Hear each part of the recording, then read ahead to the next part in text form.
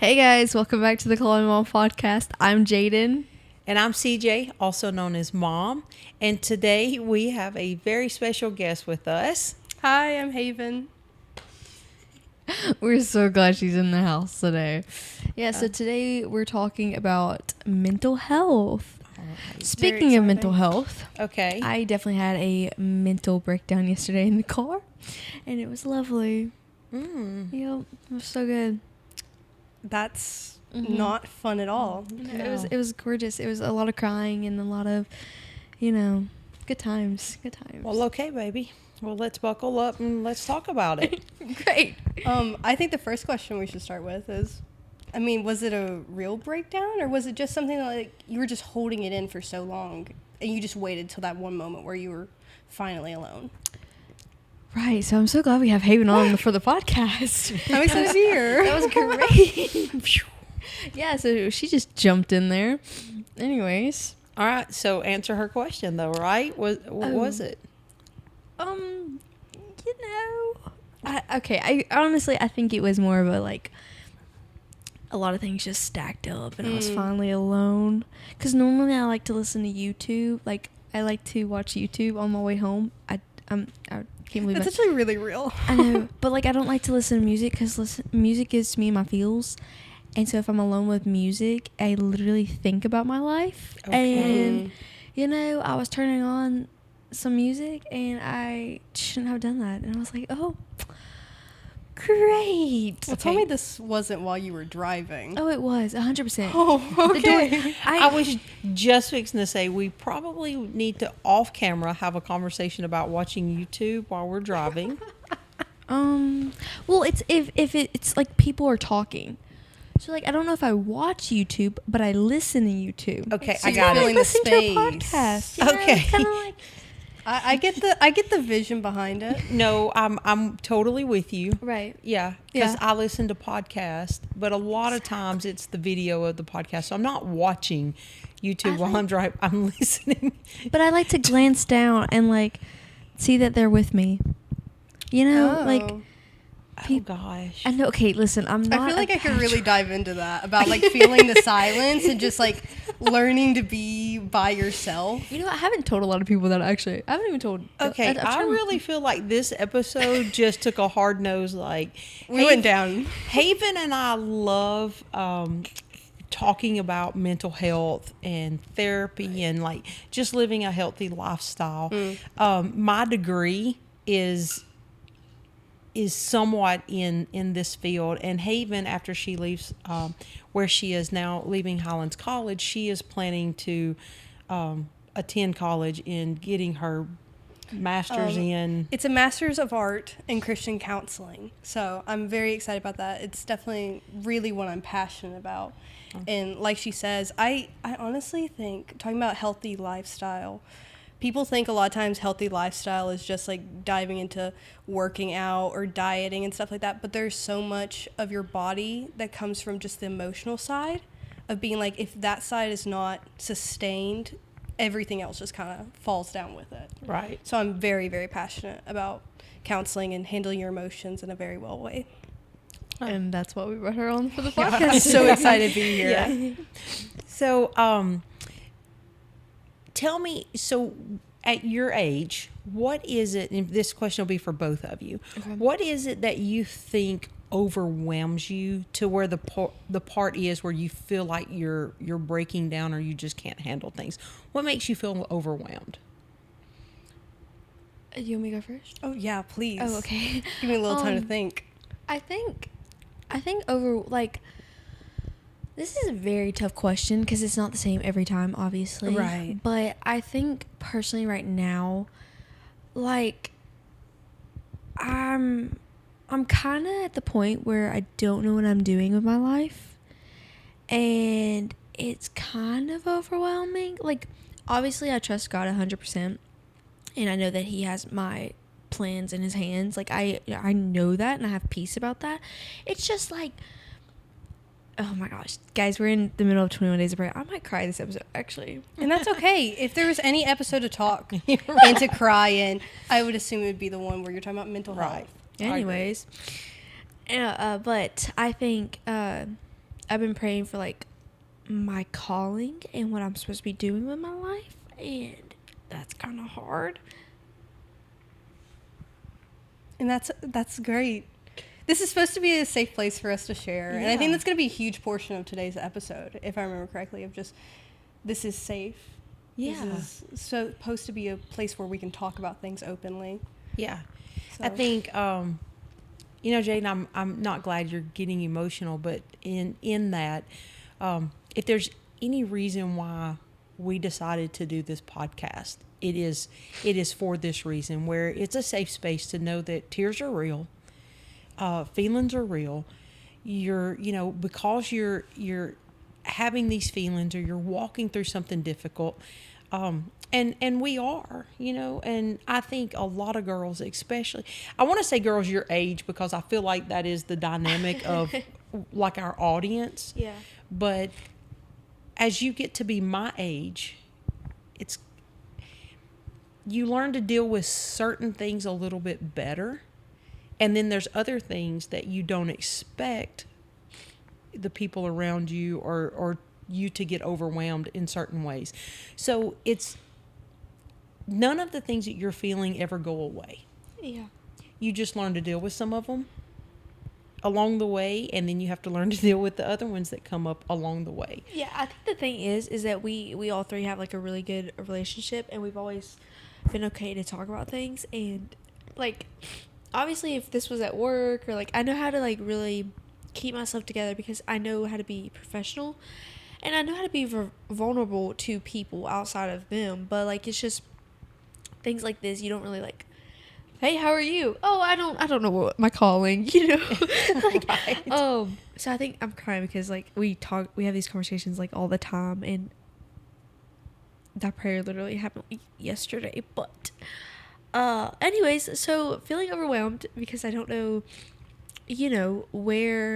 what I'm passionate about anymore. So that's really cool because I've told y'all like last episode, I think, or like 2 episodes ago, like thinking about going back to college. And like, what do I want to do, and then talking about college, you're like, what are you passionate about, what do you want to get a bachelor's in, why is Jaden going back to college, and so like just a lot of like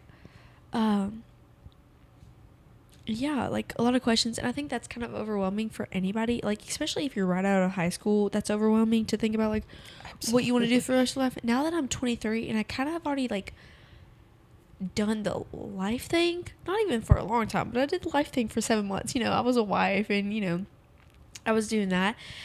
But now coming back, it's like, hold up, what was I like? Because like, what was I passionate about before?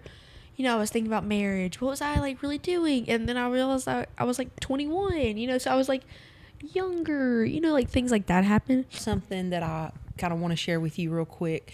So one of the we have this like beautiful flow to our podcast where we talk about it, then we kind of give solutions, and we're like, okay, I'm just going to kind of jump in with you because I feel like this is something that maybe even I've been praying a little bit through. So let me speak into this word of calling. As Christians, we hear this so much. It's my calling, it's my calling, it's my calling. That word alone causes so much pressure because it's got to be like, oh my gosh, this is what God has called me to do. Let me tell y'all real quick, so to take a little pressure off of this grandiose word of the future, and that it brings its own sense of overwhelmness.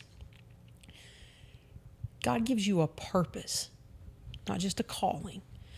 So I have recently swapped my language and a little bit speaking into mental health because I've been in the ministry for, oh my goodness, almost 29 years now. I have been in some kind of ministry where I am like paid to do it. Okay, so it has been my job. And there is a lot of that is overwhelming to me. Mm-hmm. My purpose through those 29 years has never changed. My purpose is to love God, right? Right. love the people around him that he's given me. But my purpose is to build his kingdom. It is to share the name of Jesus, to build his kingdom. That's my sole purpose. I've had different assignments along the way. I've been able to be a student pastor. I've been able to be, work with teen moms. I've been able to pastor. I've been able to work with women. Now I'm working, at a college where we build Christian leaders. So my assignment has changed along the way. Your purpose never does. Your purpose is to build God's kingdom, and he's going to use you for that. Going back to last week's episode of, diving into 2026 and what that looks like, change is scary, and it is. But your purpose hasn't changed, but your assignment has.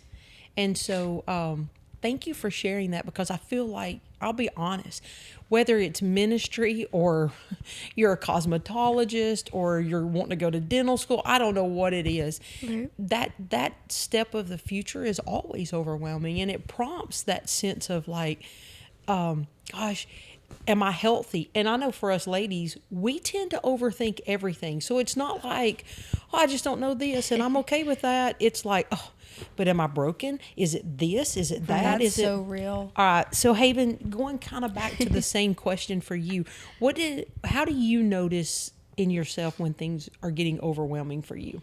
Well, I do have an answer for that, but I Okay. do also want to make a comment Okay. about that, because Yeah. I want to highlight that even though we're all in different ages, obviously it's still something that all of our ages are struggling with. Yeah. I know as a college student, especially pursuing ministry right now and where I'm at, there was so much, let me be so for real. Freshman year, walking in those doors, orientation, one of the first things that was asked was, what do you guys want to do? And every class in that first term was, hey, introduce yourself, family, name, home, what do you want to do? And everyone, I swear, every single time that question was asked and you could volunteer, every single time they knew exactly where they wanted to go. Mm-hmm. They knew the church they'd be planted at.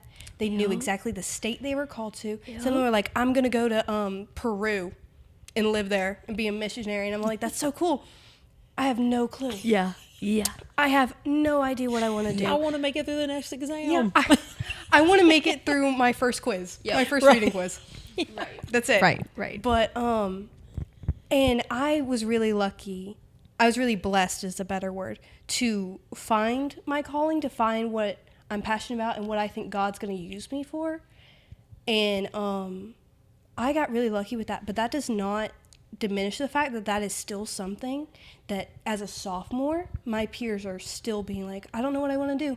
And there's so much pressure to know exactly where you're going to be, what position you're going to be in. Mm-hmm. And there's a lot of people, I know I personally do this a lot, where I'm kind of like, I disqualify myself because I don't know where I want to be or what I want to do. And I'm like, I sat in that the freshman class and was like, I'm an imposter.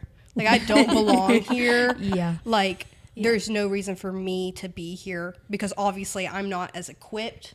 Yeah. I'm not as worthy as those people. I haven't read the entire Bible yet. I haven't read the entire That's so real. Yeah.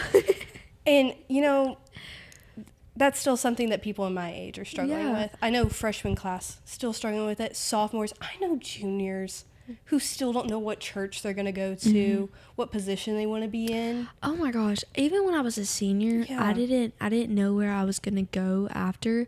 But I remember I was sitting, we have this college ministry, and this is just going to make my mom happy because, anyways, we have this college ministry, and I went to one of the nights, and I just remember I was sitting there during the word, and we have these prayer request cards, and I was writing on the prayer request. I was like, because me and my boyfriend at the time were we were talking, or we were dating at the time. We were just freshly dating, so I did not put him in a plan yet. He just got there, and so I was just like, God, so I wrote on the card. I was like, I have no idea what I'm doing after this. This was my safety. This is where I was going to college. This is where I could spend my ears doing, you know, stuff like that. But I remember writing on the prayer card, if you open a door, I'll walk through. And I was like, did I really just say that? Because if you send me somewhere, I'm God, me and you. But I was like so convinced. I was like, God, if you open one single door, I'll do it. I'll just like tell me what step I need to take.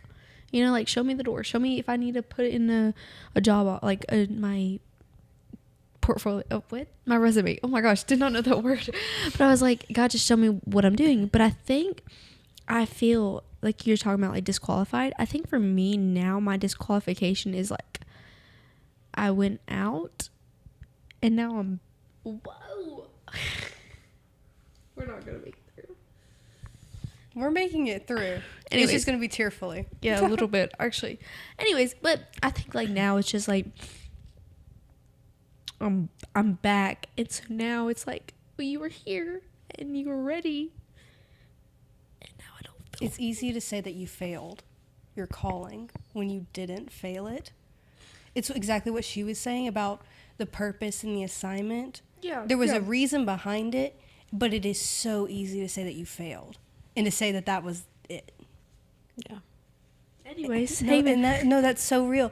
And that goes in what I'm saying. I feel like so many people, I'm going to be really honest. There's a lot of people in my college about that midway mark when it hits Christmas break, we experience so many dropouts. Yeah.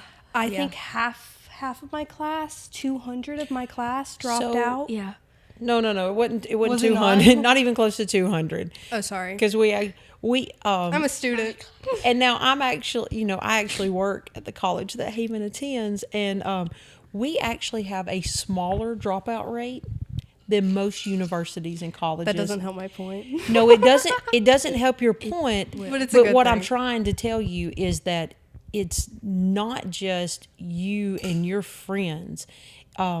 Actually, October in itself is a month that a lot of college students drop out. Mm-hmm. You've kind of hit the whole, like, the newness of college is over, reality setting in. You're kind of homesick as well, so you have all of this coming at you. And so it really is so it's not just at your college and something that you're seeing. That is kind of a national trend that people do that. Mm-hmm. Now let's really get back on what is it that makes you feel overwhelmed? Okay. So I feel like this might be a very like unique position that I'm in, or unique issue I have. Let's see. I struggle. I think most of my pressure comes from relationships. I think people overwhelm me so much. And I might start crying about this because I love people, but I'm very introverted. They tire me out, but I also think that I'm very purposeful with them. Mm-hmm. Very intentional with people. Yep. But I'm also, and I don't want to say the word like empath, but I'm a sponge around people. So whatever they're giving me, if it's drama, if it's gossip, if it's really great things, like they're pouring verses into me, it does not matter what it is, I will soak it in. Yeah. So I definitely think what overwhelms me the most is relationships. And then when I find a relationship that I love and that I treasure, I put pressure on myself to remain consistent with it. But sometimes when you're so intentional and purposeful with relationships, everything feels like there's weight to it. Yep. And then at that point, I'm introverted, so at that point I'll start isolating and be like, oh, well, I need to get this pressure off of me, but then it cuts me off from other people. Yeah. And it's kind of like a domino effect, or like a building thing of like over time, people, if I don't like, you know how you have to wring out a sponge? Yeah. If I don't wring it out, I'm stuck with it. And it builds up. Yeah. I think like mentally everything, I don't think any one person can be like, oh, it was just this one thing and it broke me, you know? Never. Like I think everybody can attest to like, oh, it was a domino effect, it was a stacking effect, like it literally was like, and then it was just the tip of the iceberg that went down. But like if you look at, I think my favorite thing is if you look at an iceberg, it's like this much, and then but if you actually look under the water, it's like this giant ice. And I always like, saw it on Instagram like a long time ago. I'm not this like good, but it's kind of like it's the unseen. Like we all like think, oh, if I ask somebody to grab the milk in a wrong tone, you know, at our coffee job. Me and Haven work at the same job. Let me clarify. We work at the same job. We love our coffee. But if somebody says something wrong to me, or like they, you know, they just say it in a bad tone, I'm like, I break, and I'm like, what the heck, you know? But it obviously it wasn't what they said. It wasn't even like how they said it. It literally just like I was already feeling the weight of everything, and obviously I feel like that's everybody. Like it doesn't matter what the weight is. I think there's always weight that they're just not aware of that's happening. Yeah. Right. What about you? Well, to kind of, I think the one thing that we're really talking about here is it doesn't matter what season you're in. Yeah. It doesn't matter what age that you're in. I think as women, we're all carrying the same weight. It's just packaged differently. Yeah. You know? For sure. Yeah, it's just, it's packaged differently. One thing that I admire about your generation, as opposed to mine, is I don't think mental health was talked about. I don't think we freely sat around and talked about, because for me have been able to engage in these conversations was almost like a sign of weakness. Yeah, I hear that a lot, actually. Yeah, like it's a sign of weakness if you're doing this. And this is one thing that I really appreciate about our family is even I love it when Rusty will say all the time, well, it's just us girls, you know, now that it's just us girls. And typically that is the start of a really great like conversation session for us where we really get raw and we just kind of break down the walls and we talk about things. And so I appreciate the dynamic that we have in that, but I don't think everybody has that opportunity to sit around, and we all always do. Yeah. It's really funny. Jaden and I are a lot alike in the things that the activities that we do. Yeah. Me and Jaden are like, we both love sports, and you know, we people do fuel me. I love to be around people, so I never get tired of being around most people. I was about to say, I was like, pause. Because and we love personality tests, because personality tests aren't a definitive this is who you are, but it definitely can give you some leeway. One of the things for me and Haven, because me and Haven both, where me and Jaden are activity a lot alike, Haven and I are a lot of thinking a lot alike. Definitely. Yeah. And me and Haven, we enjoy the same kind of things like this. Like me and her often talk about mental health and our feelings. Well, the one thing that I didn't quite understand, and we took an Enneagram test back during COVID. And one of the things that it did for me with Haven was I didn't understand this, like having to break away and to refuel, or needing, like, I'm not a person who needs alone time, but I'm also very quick to say, I need alone time. Yeah. Do you know, like I'm very aware of that. But, and so that helped me whenever we started taking, and what are some of the other, we've taken the Myers-Briggs, the PI personal, or is it personal No, it's PI. is it the PI? I don't know what it stands for. So you can tell I don't do these. I absolutely, like Mom said, I love personality tests because they're just so dynamic and they show you so much about what the person is. I know that Enneagram was big for me because that showed me, instead of telling you what you are or who you are, it showed you what you valued, which is kind of what she's getting at. I'm an Enneagram 6, which means that I'm a loyalist, but what I value is security. And that's kind of what came out of the whole, like, me isolating and being, like, alone and needing that recharge time. It's just me looking for a place that's secure for me to just rest for a little while. Well, and I guess when we took it back in 2020, I don't know, what were you, maybe 12, 13, 14-year-old? In 2020? in 2020, I was 14. 14. 14. Well, the one thing that it helped me, Almost 20. the one thing that it really helped with me and Haven was that I understood just through that in security, Haven wanted to know what was coming up. So I'm an Enneagram 7, which means I'm super spontaneous. Definitely. And Rusty's an Enneagram 7. So by the way, best if you're got to be the same numbers, best one to be, because I can be like, Rusty, potatoes in Idaho are great. And he's like, then we should go buy them from there. And we just get up and go. Like me and Rusty both are so spontaneous. Haven is not like that. And so I had to, and through that, when I just read, her personality results and things like that, it made me understand, okay, I'm spontaneous and I can get up and be like, I don't know where we're going to go eat. We're just going to get on the road and go somewhere. And Haven's like, no, that brought Haven a lot of stress. Definitely. So I learned that, okay, I can learn to speak to Haven better. And so we take those things, and like we said, I mean, they're all assessments and they're guides.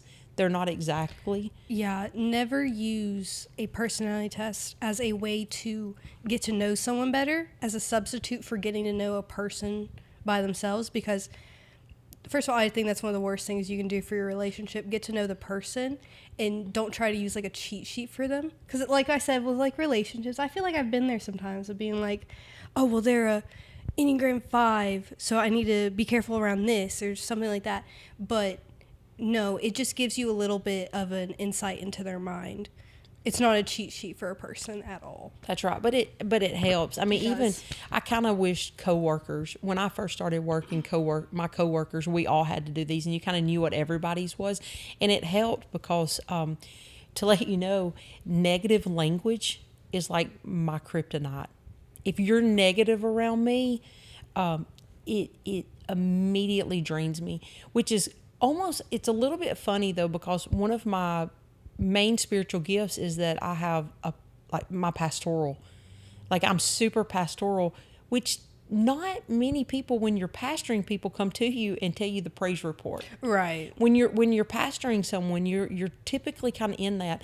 And even though in that setting, I love it because it's solution based, because I already have the solution to whatever they're struggling with, but still, okay. So moving on from that, how do you know that you're not okay? What are signs that you see within yourself that says, oh, or circumstances? You want me to give you some ideas? Wait, no, I have an exact idea. Okay. Because unlike Haven, LOL, she recharges without people. Yeah. Mm-hmm. Right. I'm a people person, and I love people, and I really do love hanging with people. Sometimes when I feel overwhelmed, I have to isolate. And it's not because I need to recharge. It's literally because... Okay. But what I'm asking, though, isn't the solution. Like, how do you know? That's what I'm saying. I know when I stop hanging out with my friends. Oh, when you isolate yourself. Yeah. Gotcha. When I stop texting my friends, when I stop... Okay. Like it's instinctual rather than a purposeful isolation. Can I be honest? Gotcha. Okay, my best friend is long distance, obviously, Brooke. We've always talked about her on this podcast. Okay. She calls, like, all the time. She's the reason that this friendship is still thriving with phone calls, because honestly, I'm not a phone caller. I just don't like getting on my phone that much. But I can sometimes, if I dodge her, like, I don't mean to. Okay, I never mean to dodge her. Like, I'm planning on, like, I'm not going to talk to Brooke. No. It's kind of when, like, I'm like, if I know I'm not okay and, like, I'm struggling, I don't like anybody to know I'm struggling. So I go and I hide. Obviously, that's not good, because, like we said, I literally hide from them. Like I normally, like, I'm a Haven, like we say, she goes to her room, she's like all by herself, so we know this. I'm a lay on the couch, like if I need to put in my headphones and watch my own show while mom and dad are watching theirs. So, like, I just like being around people in general. I know if I go up to my room early, then it's like she's either cleaning her room or she's not okay. Okay, no, don't shake your head. She's not cleaning. I do. I'm just playing. She's out of me. Anyways, actually, I know that, and just this past week, honestly, and obviously you're struggling a little bit right now, but you're also a physical touch person. And so I've been a little more intentional just this week to come in and hug a little longer, or sit a little closer and things like that, because I think that that's something that you need. I also wait. Can I continue? Yeah. Just two. Well, actually, just one, because I'm praying about this because I'm trying to be better this year. I'm very irritable, very irritable. If someone says, normally it's work, because I'm always at work, because I only spend my time at work, guys. But like, if somebody does one thing, then I'm just like, why the heck did you do that? Like, that's why, like, and I get irritated with the smallest things. I'm trying to be better. I'm trying to be a good person this year, but I know I'm like super, super overwhelmed when I'm irritable, and I get irritated. Sorry, I feel like that one was better than my first one. What about you? That's good. Okay, what about you? Okay, for me, the question was signs that... Yeah, what are signs that make you know that you're overwhelmed or starting to kind of stress? Okay, so I can definitely agree with Jaden on the irritable kind of side. I definitely feel like I get like... I describe it as prickly. Like, I get like a cactus where I'm like, I don't want anyone touching me. I don't want anyone talking to me. Don't ask me for anything right now. I just need to be like... I need to be by myself and like out of it. I'm trying to think of any other sides. Like, I'm trying to think of an original one, so I'm not just copying your answer like it's a test or something. I think that's something that runs in our family. We get very irritated. That's very true. I think it's just because this might be weird, but being like our minds just go so fast that I feel like we're just like, we're like, no, stop. You're interrupting what I'm like thinking. You're interrupting my flow right now. I'm focused right now. We're very focused people. Yeah. When we get our mind on something, we are in it. So I definitely agree. I do think it's something that is in our family, but I think that also makes us more aware of each other when we're struggling, because then we're like, okay, you're being a little like short right now. What's going on? I am genuinely trying to figure out a different answer. I have another one. Oh, okay. Well, I think this is I'm speaking for all of us, because I think we know each other's signs better than we. Oh, that's probably very true. You know what I mean? Yeah. I know one of mine is, and I think that's all of ours. I think I get it from Mom. But like, when we're close, the people that we're closest to get Mom told me this when I moved back, when I was not okay. The people closest to me always receives the fire, or like the shots. And I was talking to my friend about this literally today. But like, they receive the shots because I know in the back of my mind that they're not going to go anywhere and they're not going to leave me. So I'm more of a butthole to them in the most nicest ways. Yeah. I'm more of a butthole to them because I keep it together at work. I keep it together like with people I need to be professional with.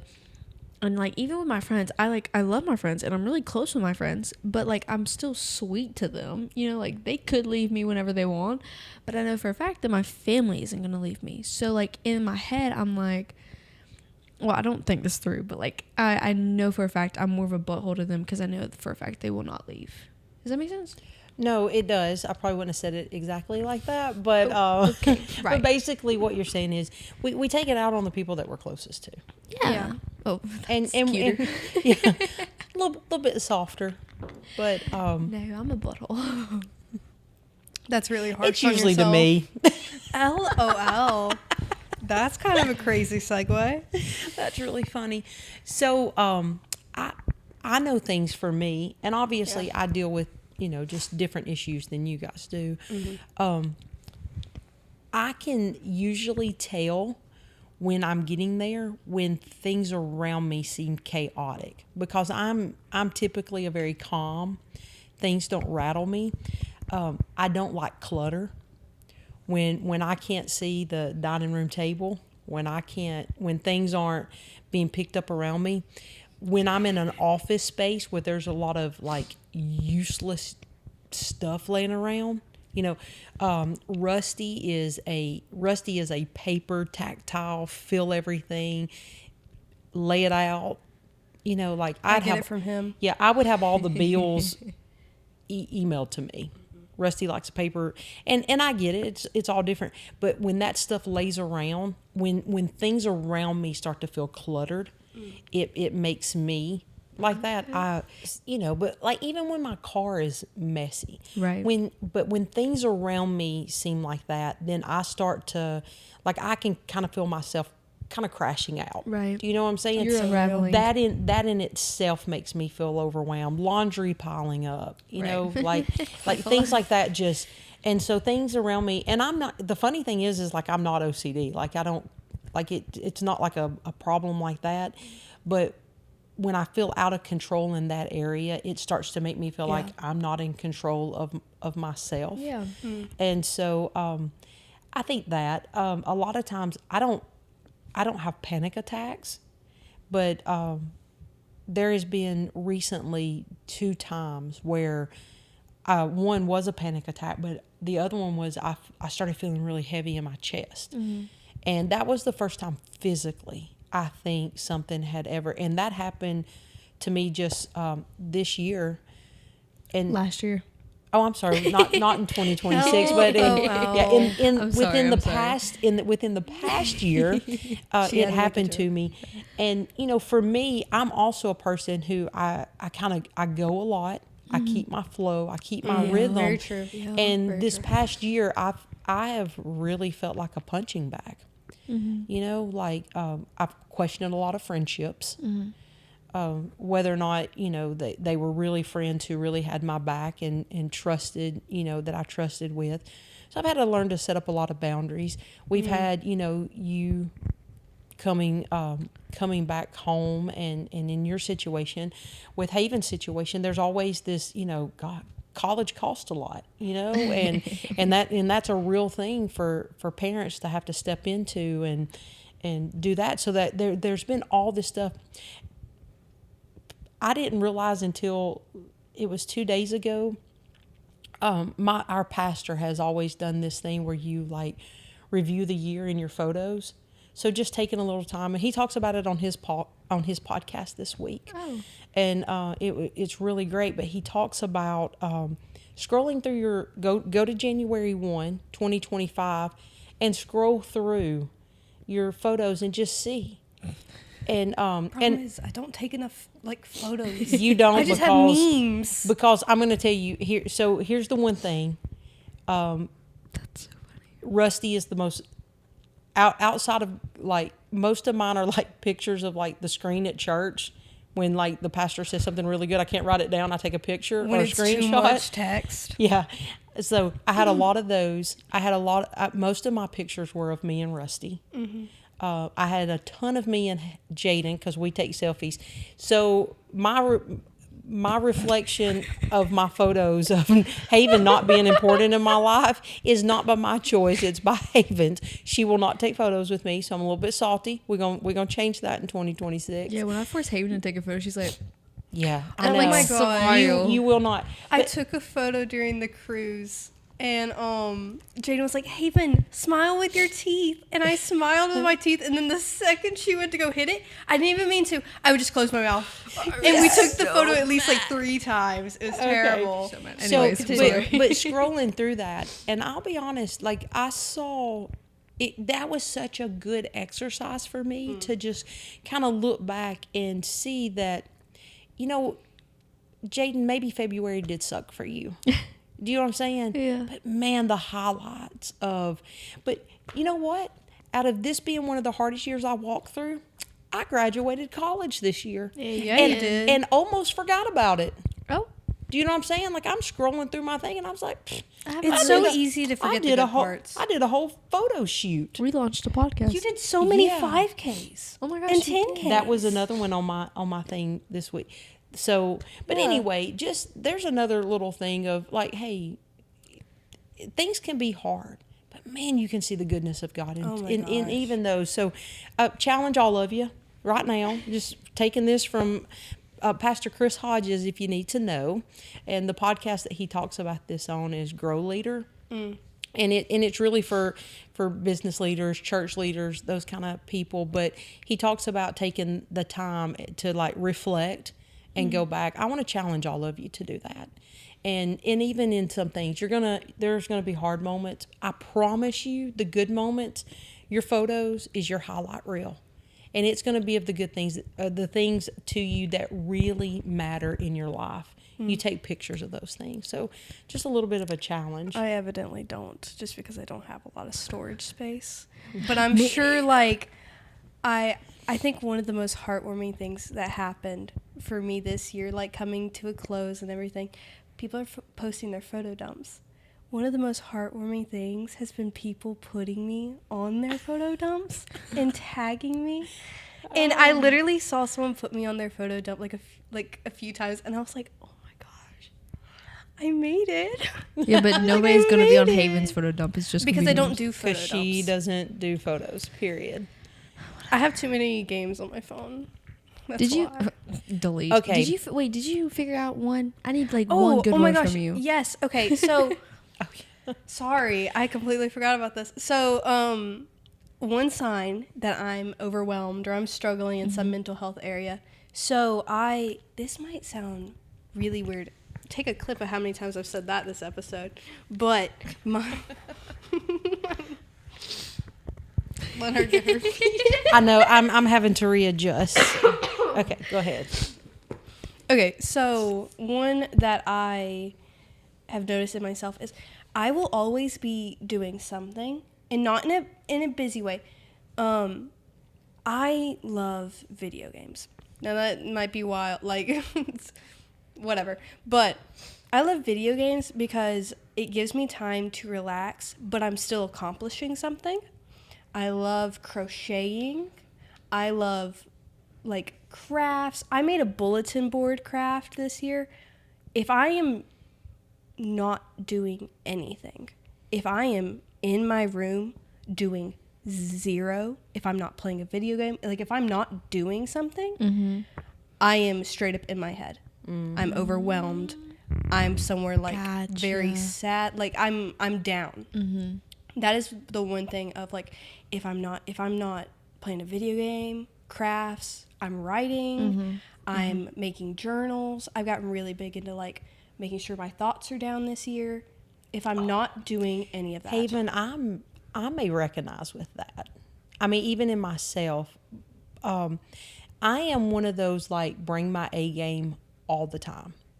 Like things around me can really be sucking. You're still going to get my best. Yeah. If it's my job or if it's something like that. But if it's like, if I come home, and I did that a lot this year, like I'd come home and I almost get in this like, I don't care. Yeah. I don't care. And that's one thing that I'm actually, one of my goals this year is to watch what I say.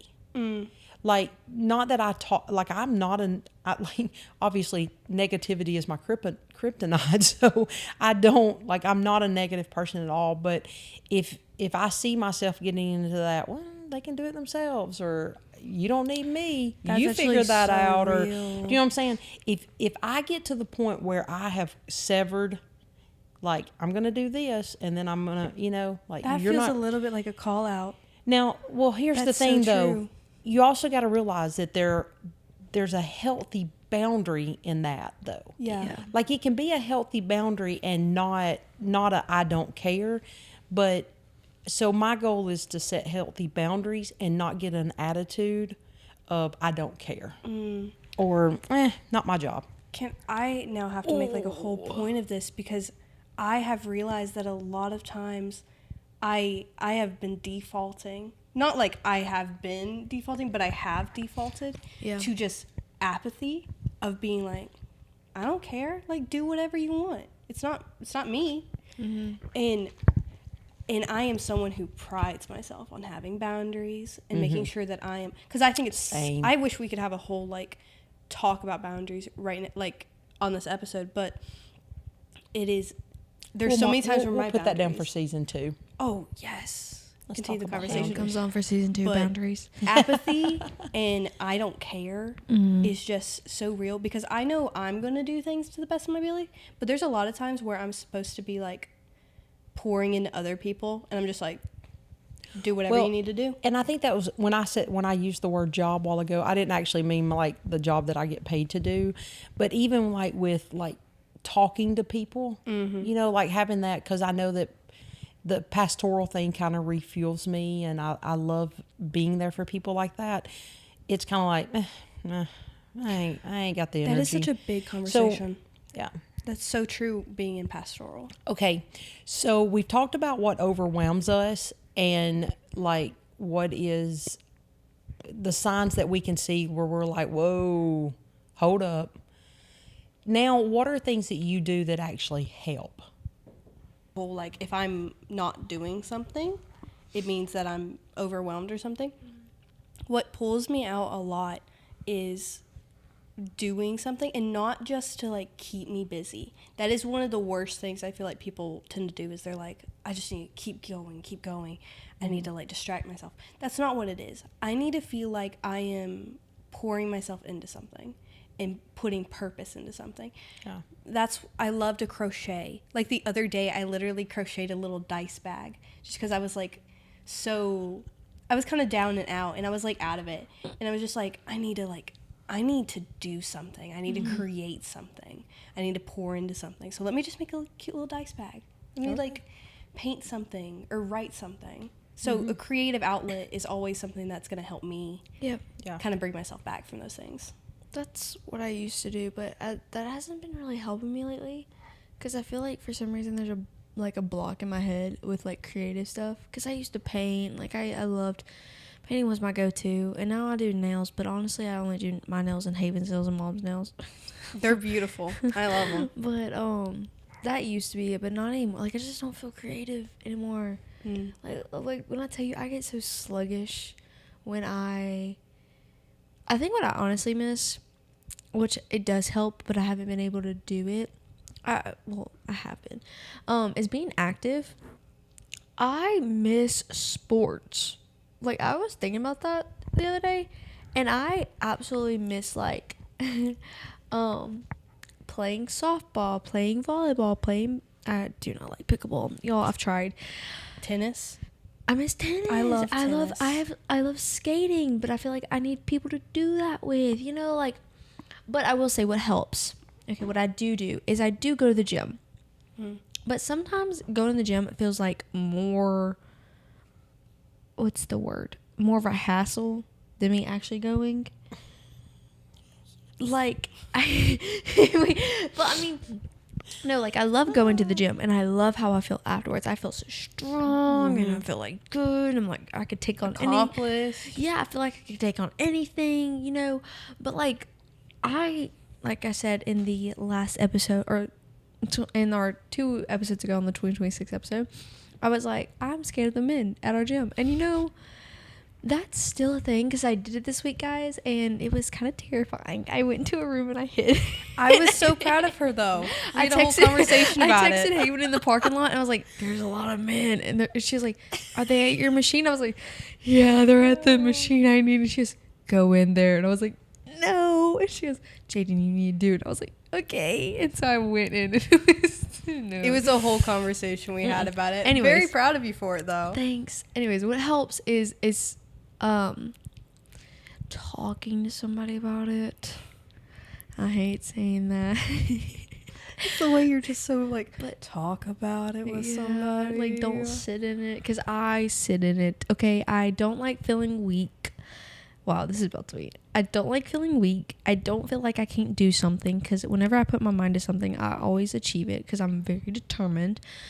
I feel like here's the thing. We're talking about my situation. We all know what happened to me last year, okay? I'm going through it. My biggest thing now is that, if I cry again, I swear. It's about to be a year next month from when the infidelity happened. And holy crap. Anyways, my biggest thing is when I have really like down moments, and I don't want to talk about them with anybody because it's been a year. So my thing is like I'm obviously still dealing with it. I mean, it's a process, you know. Like I'm still going through it some days, and like obviously, an overview, I'm really happy where I'm at. I'm really, like, I really am in a good, like, spot. There's obviously, like, going to be, like, a little trigger that's like, oops, here you go, Jaden, like, reminder, and it's going to be sad, okay? My thing is I don't want to talk about it because I don't want to keep bringing it up to people and be like a nuisance, okay? My biggest thing.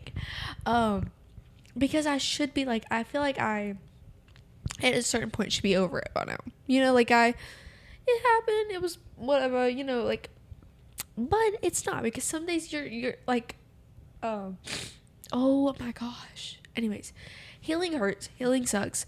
No, healing. I don't healing's think that's good. the No, right phrase. No. Healing's good. Healing's good, but it does suck at times. And what I'm saying, the process is hard. Yeah. right, the process is hard. What I'm saying is, I don't like to, like I said, my friend's in Arizona, right? And she'll ask how I'm doing. I know she really cares. And so I'll tell her, hey, it's been hard, but I'm not going to go into detail of how it's been hard. You know, I don't want to keep bringing up the past when I should be over it. But I don't want to keep bringing that up to her and, like, keep making her, like, oh, we're back to this conversation again. Jaden, he's out of the picture. You know, stuff like that. And I just don't want to keep, it's like, what's the saying? Like, you keep bringing, I don't know. Anyways, I think that's the thing, is what helps me is to really talk about it. Obviously, this is me verbally talking right now. I kind of just, it's more of a, like, I need somebody's presence than, like, I need their advice or, like, whatever. I sucked at school. And so when I ever needed a math problem, my teacher, she knew that I was not, like, the best, like, reading it and doing it. So she always stood beside me. She goes, tell me it. And so when I, like, read it to her, I knew exactly what to do and, like, the answers and stuff like that. So the best thing my family does to me, because I'm a verbal processor, they literally let me sit down and do exactly this and, like, talk things out and not even, like, just sit here and they'll nod like they're doing. We're active listeners. They are, which praise God, because if you just stare at me, I'm like, okay, I'm gonna shut up now. They nod and they, like, say yes, you know, stuff like that. But that's the thing that helps me the most, because if I journal it, then I do journal really, really good too. I'm not the best writer, but, like, it's where I talk to God about it, because sometimes when I verbally do conversations with God, it gets kind of, like, all over the place and I don't have a train of thought. Yeah. But when I journal, it, like, it really helps, like, because I'm getting out what I need to get out, and then I'm like, okay, it's, once I shut the book, it's like, all right, God, that's yours now. Can't pick it up again. Sorry, I'm rambling. May write about it tomorrow, but I ain't picking it up tonight. Right. No, I do the same thing. So I'm very creative too. I get my best, like, head down work done in the morning.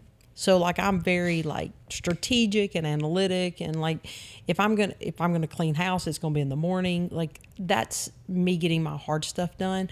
At night, though, I'm, like, a super creative person. So I write, I draw, I paint. I mean, we kind of all have that ability, Yeah, for and sure. so, like, I love crafty stuff. I think I can learn to do anything. I used to do wedding cakes, and so I love to do things with my hand, but I do that at night. Right. So I have, kind of for me too, though, like, those are outlets for me. Journaling is my number one outlet. Yeah. And I write it all down. Sometimes it's beautiful and you can read it and you're like, man, that needs to be published. Yeah. And then other times it's like, are you a maniac? Like, Yeah. what, those even words? Like, it's Exactly. gibberish. You know, I do the same, but that's kind of how I process with God. You know, when I go to pen to paper, it gets it out of my head. Yeah. So I think it doesn't stay jumbled up in there. So I get it out. Mm-hmm. My husband is the absolute best.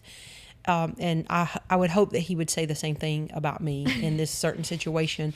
But one thing that we adopted early in our relationship, and we try to do this with the girls too, because all of us are a very pastoral family, you know, and we will go there with each other. But we're also, all four of us are problem solvers and fixers. For sure. Give us a problem. We're going to Yeah. fix it. I mean, like that is where we live. And I'll be honest, all four of us, I think we thrive in that area. Yes. So a Yeah. lot of times I have to come into Rusty and I'm like, hey, I got this going on. Don't try to fix it. I don't even really need you to respond. I've got to dump this on somebody. Can it just be you? Yeah. And it's because like I'm dealing with this issue and I'm scared it's going to bubble up and come out. Yeah. And I don't want it to come out on people because it's hurting me deeply. Right. And I need to voice it with you. And so we kind of tell each other what hats to wear. Yeah. It's been great. and it does, because Haven and I, we talk. Our communication is a lot better. We flow. Jaden and I, however, a lot of times, because Jaden and I are so much alike, me and Jaden can butt heads with each other, but it's because we probably are already telling each other something that the other one already knows. And then it's like you're sticking in and being like, you should do this. And you're like, I know. Yeah. And so for me and Jaden, a lot of times me and Jaden can butt heads. Yeah. So for me and Jaden, it's been very healthy for her to sit down and be like, hey, Mom, you want to fix all my problems? This is what's going on. Or, and I tell everybody, I love when the ladies, I work with a lot of younger women that are pregnant and they're becoming new moms. And I love it when they're like, oh my gosh, 6 months is the best. And then they're like, oh, 2 years is the best. I'm just going to be real with you guys. And I don't know if there's a lot of women out there that listen to our podcast that have adult daughters. This is the best. I love this with both of you now, because Haven and I are really entering into this relationship, but it was so sweet with Jaden when we really became friends. Yeah. Do you know, like there's this part where y'all still ask, there are still parts and times that I need to be mom. And I need to come with some like discipline and like, but it doesn't have to be like, I'm going to ground you if you don't do this, because we're clearly out of that stage.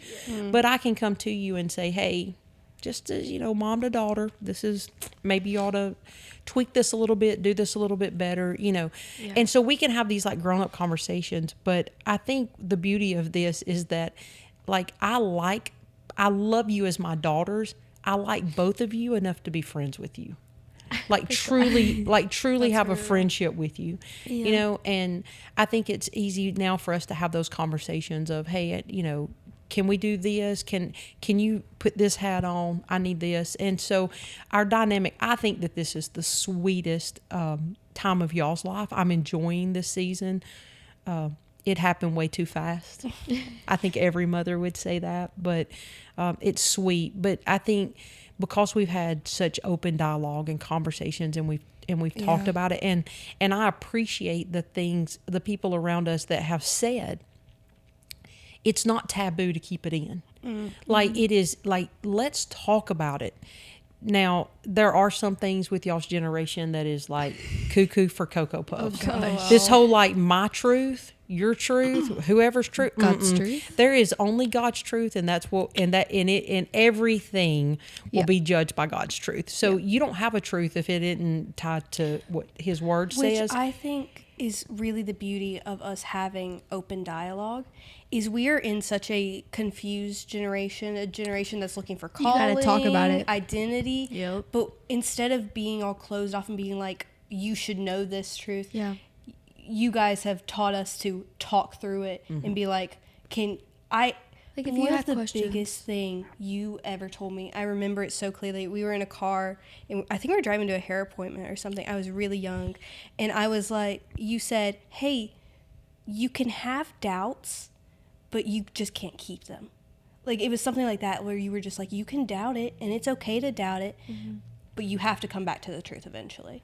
And it was one of the most, like, clarifying things, because it really reassured me that it's okay to be confused, and it's okay to not have the answers, but it's why open dialogue is so important. And I think that's one of the reasons why I care a lot about emotional health and mental health, is being like, it is, people try to cut it off and be like, you should know the answers, when it's like, your own, you're just now figuring out like how to be an adult, how to live, like all this Yeah. stuff. You're gonna have questions. Obviously, yeah. Yeah. I had a friend of mine. He was moving away. It was literally in May, okay, and he was like, "I'm going back home with my family." He doesn't have a wife. He doesn't have a thing. He goes, "How do you have such a close relationship with your family, like your parents and your sister? How is that possible?" And I was like, "Oh." I sat there for a second. I was like, what do I say to this? Like, what is gonna... He goes, I want a closer family. Like, I want my family to be close like y'all. And I was like, one, that's precious. Thank you so much. And That's honoring. yeah, it really is. And I was like, no, honestly, the best thing my parents have ever done was if I came in with something, they were like, which hat do I need to put on? And I remember this has been a thing since we were like younger, but my dad would always like, if we were all together, my dad was like, all right, so who am I? Like, what am I doing? And I'll be like, I just need you to listen. I literally just need you to listen. I know, or like, I'll be like, how do I say this to this person? Or like, like I literally give them what I need from them, and I be honest about it. Cause if I don't let them know what I need from them front up, and they give me something so ridiculous that I didn't want, I get pissed off, and I'm like, no, that's not what I know, and then it shuts down this, like, it puts down this wall that's like, okay, they don't understand me, and so I was like, my parents, they opened up the floor for us to talk however we needed to talk. If like Haven said, if we had ever had questions about like something with God, and like, because identity too. Yeah, talking about all the changes, like what's happening in the world. Because we were like, I remember it was 2020. Like that was a lockdown, guys. What do you do? And then like TikTok became big, and now it's like, wow, a whole new world. Like you can do whatever you want. And I thought it was just amazing how open and honest these conversations can be. Like I was asking like the randomest questions. I was just like so confused, and mom and dad literally, like, we sat down and we talked about it. Here's what I think we would want the listeners to really understand from this. We have a great dynamic as a family, but we fought hard for it. Yeah. Oh, for sure. So your conversations may not be with your mom. You may not be able to have them with your dad, but I think the biggest thing for you to do is have those conversations with someone who loves you enough to, one, be honest with you in a loving way, but ultimately that those people want the best for you. Yeah, for sure. Find yourself that cheerleader that's going to cheer you in the hard parts. But I've always, and this was kind of the joke as the girls were growing up, is I wasn't going to be the American Idol parent. Y'all remember that? And what I mean by American Idol parent is, like when American Idol, I love that they don't do this anymore, but back when the girls were younger, they always had like the 3 or 4 episodes where people were just horrible, and they would get super mad. And most people love those things. I hated those episodes. But you would always have that one person that was on the show who clearly had, like, American Idol was using them as like what we call clickbait now.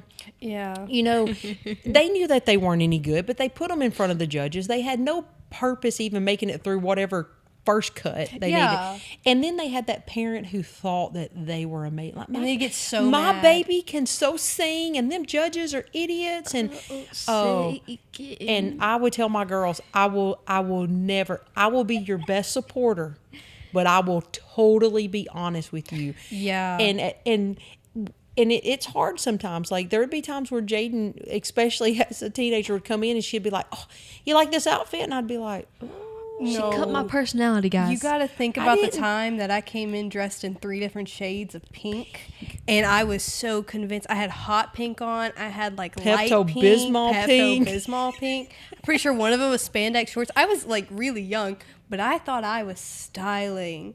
And you was. Oh I my was a gosh. sassy kid. You still a little bit sassy. You just hide it better these days. That's called wit. Yes, it is. Yes, it is. But yes, but it was those things where I'm not gonna lie to you. Yeah. I'm not gonna. But what I did do was I would tell you in the most loving way possible that wasn't the best decision, that we needed to rethink that. But the main thing that I'm getting at is just you got to have somebody that you can have those conversations Yeah. with. And I actually would add on to that and say that I actually had to explain that to my friends. And it was like a culture shock.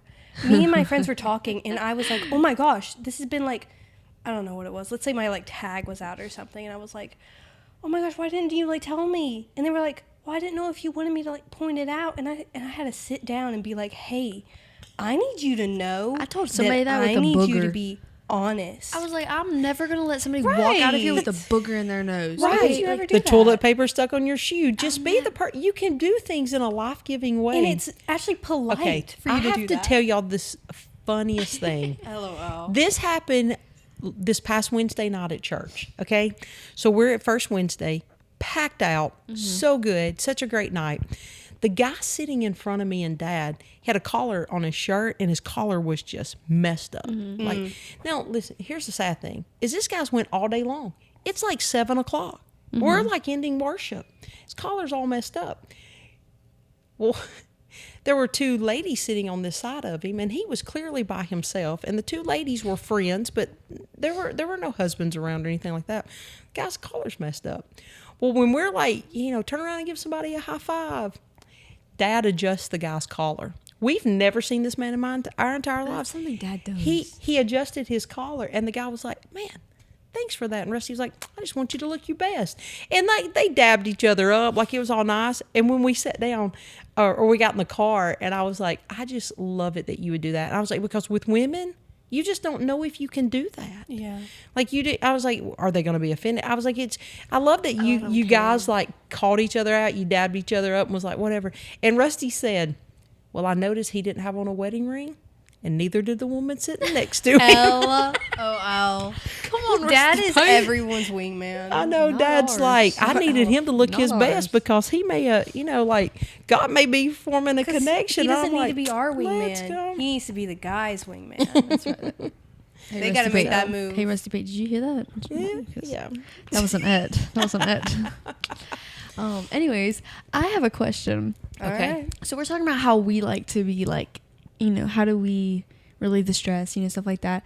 If somebody came to us, how do you like approach that? Like if they're stressed, what makes them like, you know what I'm saying? Like how do Ooh, you, like, how do we comfort them or yeah, help them through it? how do you support someone you love in this? You got this one? Oh. Hey guys, thank you so much for joining us for this episode where we've talked about mental health. It's been such a blessing to be able to just have these conversations with my daughters. It ended up being so good that we decided to split it into 2 parts. So join us next week for part 2 of our mental health series. Thanks.